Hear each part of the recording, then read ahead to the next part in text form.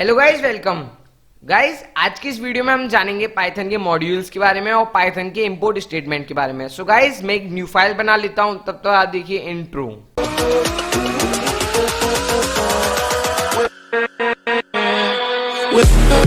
Guys, modules जो होते हैं वो प्री रिटन कोड्स होते हैं, यानी कि पहले से लिखे हुए होते हैं। मतलब जैसे हमें कुछ अपना प्रोजेक्ट बनाना है, अब उसमें हमारी बहुत सी रिक्वायरमेंट होंगी कि हमें कहीं कुछ कैलकुलेशन करानी है। अब जैसे मैं एक एग्जांपल ले लेता हूँ, मैं मान लो एक ऐसा प्रोग्राम बना रहा हूँ जो कि एक रेडियस लेता हो एक सर्कल की और उसका एरिया प्रिंट करके देता हो। वहां पे मुझे जरूरत पड़ेगी पाई की और मैं चाहता हूँ एकदम एक्यूरेट कैलकुलेशंस हो।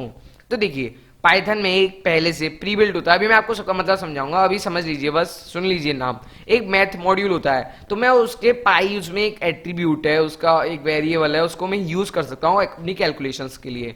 तो इस तरीके से हम मदद लेते हैं पाइथन के मॉड्यूल्स का। सो गाइस, पाइथन में मॉड्यूल्स के 3 टाइप्स होते हैं। तो मैं आपको पहले टाइप्स बता देता हूँ, फिर और थोड़ा सा डीपली मॉड्यूल्स के ऊपर देख लेंगे ताकि आपको अच्छे से समझ में आ जाए, क्योंकि मेरी गारंटी आपको अच्छे से समझ में लाना, आपको अच्छे से समझ आना चाहिए। तो पहला जो टाइप है, सबसे पहला, तो देखिए सबसे पहला होता है प्री डिफाइंड और user defined, sorry user defined होते हैं। तो देखिए, मैं आपको एक बार और मॉड्यूल्स एक्सप्लेन कर देता हूँ अच्छे से। देखिए, मॉड्यूल्स हमारे लिए पहले से पूरा काम करके रख लेते हैं। हमें मतलब जैसे बहुत से काम करने होते हैं अपने प्रोग्राम में, तो लॉजिक हमें बनानी है, काम मॉड्यूल्स कर देंगे हमारा। तो देखिए, जैसे मैं आपको एक एग्जांपल देता हूँ। देखिए, जैसे हमें पाव भाजी बनानी है, केवल कंसीडर कीजिए, बनाना जरूरी नहीं है, केवल कंसीडर कीजिए। तो देखिए, पाव भाजी बनानी है, उसके लिए हमें पाव चाहिए, सब्जी के लिए हमें सब्जी चाहिए, रॉ वेजिटेबल चाहिए, और उसके लिए मिर्च मसाले चाहिए और ऑयल चाहिए। तो ये सब हमें आइटम्स चाहिए। तो देखिए, अब इसके लिए हम, ये तो होता नहीं है कि हम ब्रेड, वो जो पाव आता है, ब्रेड आता है, उसको हम खुद बेकरी में बनाने जाएं, या फिर जो ऑयल आता है उसको हम खुद बनाने, मतलब खुद बनाए मंगाए, मतलब मंगाती तो हैं, बनाते नहीं है ना खुद। तो बस ये कि हम मतलब जैसे बाजार जाते हैं, पाव खरीद लाते हैं, सब्जियां खरीद लाते हैं, तो वो भी तो किसी और के द्वारा बनाई हुई है ना, हमारे द्वारा तो नहीं बनाई हुई। तो यही होते हैं मॉड्यूल्स, यानी कि पहले से काम हुआ होता है, पर उनसे हमारा काम नहीं होने वाला। हम सब सामान इकट्ठा कर लाए, पर लेकिन बनानी तो हमको ही है, पाव भाजी तो हमें ही बनानी है खुद। तो लॉजिक तो उसकी हमें खुद ही सोचनी पड़ेगी कि कैसे बनानी है, रेसिपी तो हमें आनी चाहिए। तो बस यही होते हैं मॉड्यूल्स। बहुत अच्छे से समझ गए अब आप।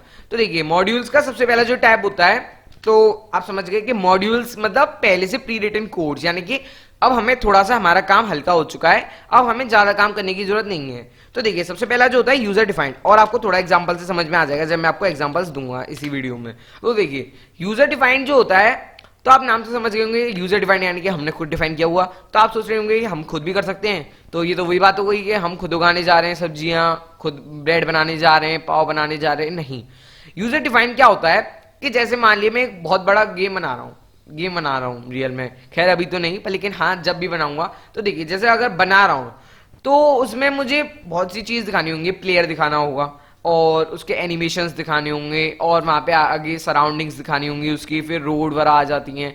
तो इतना सब कुछ दिखाना है, तो उसका हर एक का बहुत ज्यादा कोड होगा, हर एक का तो बहुत ज्यादा फाइल बड़ी हो जाएगी।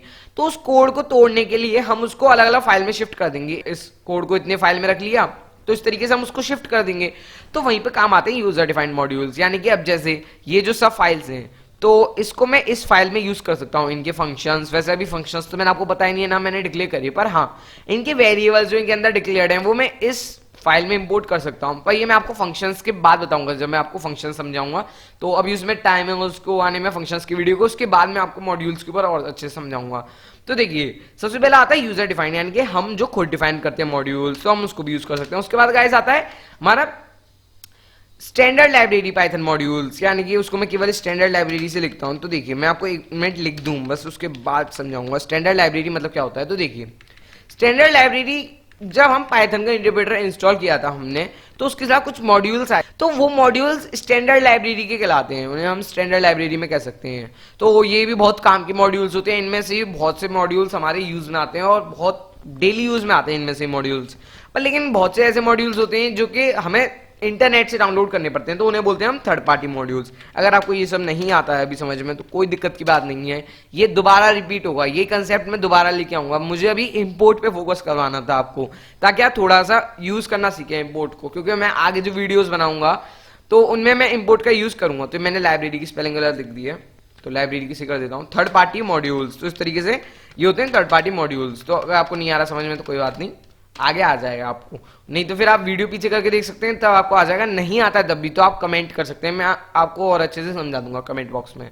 देखिए अब मैंने आपको ये तो बता दिया कि मॉड्यूल्स को यूज कर सकते हैं, पर कैसे करेंगे इसका भी तो कोई तरीका होता होगा। मतलब जैसे मैंने आपको ये बताया था मैथ मॉड्यूल, तो मैं यहाँ पे कमेंट कर देता हूँ मैथ मॉड्यूल, मैंने आपको एक नाम बताया था मैथ मॉड्यूल का, पर ये कहाँ है मॉड्यूल का, कहाँ है, कैसे यूज करेंगे, ये ढूंढना पता पाइथन के इंटरप्रेटर को। तो हमें बताना पड़ता है कि इसको इस फाइल में इंपोर्ट कर लो, इसको इस फाइल में लिया हो। तो देखिए उसके लिए क्या होता है, इंपोर्ट। इंपोर्ट में यानी कि लाना, और एक्सपोर्ट यानी कि भेजना। तो हम पाइथन में नॉर्मली इंपोर्ट ही करते हैं, एक्सपोर्ट तो नहीं करते।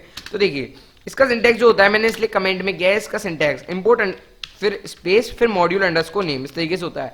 और भी इसके बहुत सारे तरीके होते हैं इंपोर्ट करने के मॉड्यूल, वो मैं आपको आगे बताऊंगा, इसी वीडियो में बताऊंगा। पर जो मोस्ट यूज्ड वे है, जो जनरल वे, इस तरीके से import module underscore name. Module underscore name की जगह हमारा मॉड्यूल आएगा, इसको हमें फिल इन द ब्लैंक करना पड़ेगा। तो देखिए इसका जैसे हमें मैथ मॉड्यूल यूज करना है, तो मैंने आपको बताया था। तो देखिए मैं अगर यहाँ पे लिखूंगा इंपोर्ट मैथ, तो मैथ जो है वो स्टैंडर्ड लाइब्रेरी में आता है। देखिए मुझे सजेशन भी दे रहा है, मैथ जो है स्टैंडर्ड लाइब्रेरी में आता है, यानी कि पाइथन में पहले से ही आता है, बिल्ट इन मॉड्यूल है पाइथन का। तो जब पाइथन का इंटरप्रेटर हमने इंस्टॉल किया तो ये तभी हो गया होगा। और देखिए मैं इसको अगर रन करता हूँ तो देखिए मुझे रन हो जाएगा। थोड़ा सा टाइम लेता है स्टार्टिंग में, क्योंकि मैंने अभी अभी फाइल बनाई थी और वीएस कोड भी अभी चालू किया था, इस चक्कर में टाइम ले रहा था। तो देखिए ये रन हो चुका है, एक बार और रन करके देख लेते हैं, तो ये एरर नहीं देगा। और देखिए अगर मैं कोई और मॉड्यूल, जैसे मैथ 3 तो कोई मॉड्यूल ही नहीं है, तो ये मुझे एरर देगा। तो ये कह रहा है मॉड्यूल नॉट फाउंड एरर, ये मॉड्यूल नॉट फाउंड एरर आता है कि मैथ 3 कोई मॉड्यूल ही नहीं है भैया, कहाँ से मैं इंपोर्ट करूँ उसको। तो देखिए इंपोर्ट मैथ की मदद से हम उसको इंपोर्ट कर सकते हैं। अब मैंने आपको बताया था उसमें एक पाई एट्रीब्यूट होता है, अभी फंक्शंस पे नहीं जा रहा हूं मैं।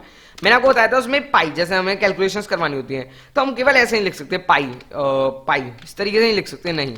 पहले तो मैं उसको प्रिंट करवाऊंगा, तो प्रिंट लगा लेता हूं और फिर इस तरीके से ब्रैकेट्स लगा लिए। तो देखिए अब मैथ को हमने इंपोर्ट किया है, तो हमें उसको बताना पड़ेगा कि जो मैथ मॉड्यूल है उसको प्रिंट नहीं करना, मैथ के अंदर एक पाई नाम का एट्रीब्यूट है, तो उसको पाई, तो इस तरीके से स्मॉल लेटर्स में मैं थोड़ा सा कंफ्यूज हो गया था कि कैसे। तो इस तरीके से मैं आपको, देखिए ये आ गई ना वैल्यू। अब आप कहाँ से इतना, मतलब देखिए अब जैसे मुझे एक प्रोग्राम बनाना था सर्कल के रेडियस का, तो मैं उसमें इस तरीके से इसको 3.14 भी लिख सकता था। पर लेकिन अगर और ज्यादा एक्यूरेट करवानी है तो मैं इसको इस तरीके से लिख सकता हूँ, मतलब मैथ.पाई से इंपोर्ट करवा के। और मैथ से बहुत कैलकुलेशन होती हैं, अगर आपको ट्रिग्नोमेट्री आती है तो उसमें कॉस, साइन, बहुत, टेन, ये सब का हम यूज करवा सकते हैं मैथ मॉड्यूल से। अभी नहीं, लास्ट में मैं जरूर बनाऊंगा, ये कोर्स हो जाने के बाद मैं पूरी ऐसी वीडियोस बनाऊंगा जो कि मॉड्यूल्स के ऊपर बेस्ड होंगी। तो देखिए मैथ.py की मदद से हम पाई की वैल्यू गेट कर सकते हैं। तो हमें बताना होता है कि मैथ जो मॉड्यूल है उससे पाई की वैल्यू निकाल लो इस तरीके से। पर लेकिन अगर हम चाहते हैं मैथ.py ना लिखना तो उसके लिए इजी तरीका होता है, पर लेकिन वो तरीका मतलब ज्यादा सजेस्ट नहीं किया जाता, क्योंकि उसमें एक खतरा होता है। मैं आपको एक बार बताता हूँ, जैसे देखिए अभी तो मैं आपको सही तरीका बता रहा हूँ, अभी वो वाला नहीं बता रहा हूँ जिसकी मैं अभी बात कर रहा था। देखिए एक और तरीका होता है इनको मॉड्यूल्स को इंपोर्ट करने का, हम इस तरीके से कर सकते हैं। अब मॉड्यूल नहीं इंपोर्ट कर रहा हूँ, अब मैं केवल एक एट्रीब्यूट या फिर एक फंक्शन इस तरीके से इंपोर्ट कर रहा हूँ। तो देखिए मैं अगर मैथ नहीं, अब पी लिखूंगा, अब मैथ.py नहीं, क्योंकि मैथ तो कोई चीज इंपोर्ट ही नहीं हुई है। मैथ के अंदर का पाई इंपोर्ट हुआ है। अब इंटरप्रेटर मैथ कुछ नहीं जानता कि मैथ कोई चीज है, अब वो पाई को जानता है। तो मैं इस तरीके से इसको पाई को करा सकता हूँ प्रिंट, और देखिए अब ये मुझको एकदम सही सही आउटपुट दे देगा। तो इस तरीके से भी मैं इसको इंपोर्ट करा सकता हूँ, एक ये भी तरीका है। और मैंने जो पहले बताया था वो भी तरीका था, तो मैं इसको भी कमेंट आउट कर देता हूँ। तो Ctrl+, तो मुझे हटाना पड़ेगा ये, उसके बाद ये कमेंट आउट हो जाएगा। तो इसको मैं मैथ.py से रिप्लेस कर देता हूँ ताकि आप जब कोड लें। वैसे तो ज़्यादा ये यूज होता है, पर जब हम चाहते हैं तो हम इस तरीके से, जो सबसे पहली वाली लाइन है ये भी अच्छा है, ये इसको भी हम यूज कर सकते हैं, इसको भी यूज कर सकते हैं। अब मैं आपको बताऊंगा एक गंदा तरीका, पर लेकिन बहुत से लोगों को ये अच्छा लगता है, पर ये मैं आपको बताऊंगा जरूर। देखिए हमने इंपोर्ट किया था फ्रॉम मैथ, ठीक है, इंपोर्ट करा था पाई। अगर आप चाहते हो सारे उसके वेरिएबल्स सब फंक्शंस आ जाएं तो आप स्टार लगा दीजिए यहाँ पे। अब जो कुछ होगा वो सब आ जाएगा, पाई वाई कुछ नहीं, अब सब चीज आ जाएंगी। पर इसमें एक खतरा रहता है, जैसे मैं अगर करूंगा प्रिंट पाई, ठीक है, तो देखिए मुझे एरर तो नहीं देगा, ये हो जाएगा आराम से प्रिंट। पर देखिए आगे हो सकता है कि, मतलब देखिए किसी को पूरा मॉड्यूल तो पता नहीं है, अगर आपको मॉड्यूल देखना है कि इस मॉड्यूल के अंदर क्या है, तो आप कंट्रोल दबाइए अपने कीबोर्ड का। और ये मैं वीएस कोड की शॉर्टकट की बता रहा हूँ, बहुत सी तो आईडीज में चल जाएगा जैसे पाईचार्म में, पर लेकिन किसी किसी में ना चले तो वो थोड़ा सा एडजस्ट कर लेना। तो देखिए कंट्रोल दबाइए और माउस का लेफ्ट क्लिक कीजिए, तो ये थोड़ा टाइम लग जाता है कभी कभी सर्च करने में इसको मॉड्यूल को। तो ये थोड़ा सा पाईचार्म, वो थोड़ा सा इस टाइम मेरा वीएस कोड रिस्पॉन्स नहीं दे रहा है, इसलिए वरना Ctrl+ माउस की लेफ्ट की दबाओगे तो फिर ये माउस का लेफ्ट बटन, तो ये आपको मॉड्यूल पे ले जाएगा जहाँ पे इस मॉड्यूल की फाइल होगी मेन वाली, और किसी किसी में इनिट होती है, फिर किसी किसी में डायरेक्ट होती है। तो वो मैं आगे सब चीज़ बताऊंगा आपको कि इनिट क्या चीज़ है और डायरेक्ट फाइल क्या चीज़ है। तो देखिए इस तरीके से भी आप इंपोर्ट कर सकते हो, ये इसमें कोई दिक्कत नहीं है। पर क्या होता है, इसमें बहुत से ऐसे एट्रीब्यूट्स होंगे जो कि आप अपनी खुद की फाइल्स में भी बना सकते हो, और तब आपको पता भी नहीं चलेगी, और आपका कोड मिक्स हो सकता है, वेरिएबल्स मिक्स हो सकते हैं। इसलिए ये वाला बिल्कुल सजेस्ट नहीं किया जाता है तरीका, क्योंकि इसमें क्या होता है कि सारे वेरिएबल्स आ जाते हैं इंपोर्ट होके, और फिर ये खतरा रहता है कि आपने भी कोई ऐसा एट्रीब्यूट डिक्लेयर किया और उसमें भी कोई ऐसा, फिर वहां पे मिसलीडिंग हो सकती है।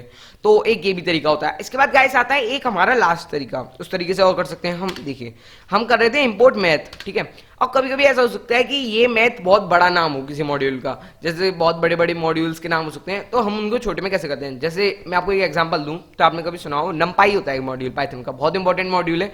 होता क्या है, बहुत इंपॉर्टेंट मॉड्यूल है, तो हम उसको जाता है एनपी से इंपोर्ट करते हैं, ताकि हमें कैलकुलेशंस या फिर मतलब हम जैसे फटाफट से उसका फंक्शन रन करना चाह रहे हैं तो फटाफट से लिख दें। तो इसलिए ऐसे हम इसको एमटी भी कर सकते हैं। वैसे इसका कोई स्टैंडर्ड वे नहीं है, मतलब ये कोई एमटी इसको स्टैंडर्ड नहीं मानते, ये मुझे गलत सजेशन दे दिया इसने। तो इस तरीके से कर सकते हैं। अब जैसे अगर मैं यहाँ पे प्रिंट करूंगा और मैंने अगर यहाँ पे लिख दिया maths.py, तो पाइथन का इंटरप्रेटर कहेगा भैया ये मैथ क्या चीज़ है, मैथ तो तुमने कुछ बताई नहीं है। क्यों नहीं बताई मैथ? क्योंकि हमने एमटी बताया है, मैथ नहीं बताया है। इसलिए तो मैंने आपसे कही, अगर आपको शॉर्ट तरीका चाहिए, आपको शॉर्ट चाहिए नेम, तो इस तरीके से कर सकते हो। तो हम इसको, और हम लंबा भी कर सकते हैं, अगर मैं इसको लंबा करना चाहूँ कितना भी लंबा ले जाओ, कुछ भी लिख दो, पर लेकिन वो आपके ऊपर है। तो इस तरीके से हम अगर चाहते हैं किसी दूसरे नाम से इंपोर्ट करना, तो हम इस तरीके से लिख सकते हैं इंपोर्ट मैथ एज एम आई। तो इसमें हमारा एज भी कवर हो गया कि एज क्या चीज़ है। तो इस तरीके से आप समझ ही जाएंगे। एज हमारा एक दो जगह यूज और आता है, तो मैं वहां पे और आपको क्लियर कर दूंगा।